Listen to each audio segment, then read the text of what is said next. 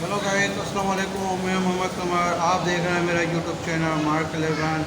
Guys, आज हम आपको कुंडेशा बाबा के बारे में बताएंगे।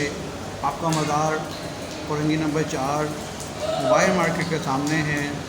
कुंडेशा बाबा का नाम, ओरिजिनल नाम मोहम्मद यूसुफ है और आपको आप बलोच के नाम से पुकारे जाते हैं। आपके बारे में फरमाया जाता है कि आपने बेघरों को घर दिया और बीमारों को शिफा अता फरमाई।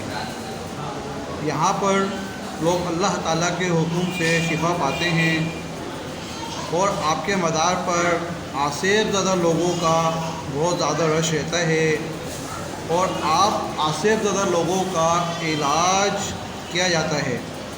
और इस मदार के बारे में यह भी बताया जाता है कि आप जो भी मन्नत माने वो मन्नत 8 हफ्ते में पूरी हो जाएगी और आपको रेगुलर हर जुमेरात को आना होगा।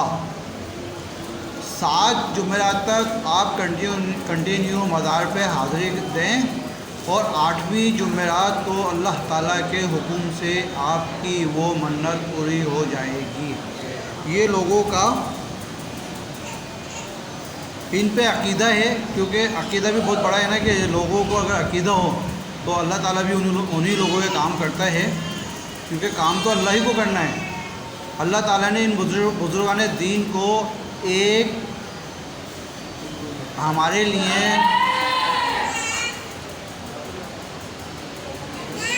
क्या कहना चाहिए, इसको हम कहते हैं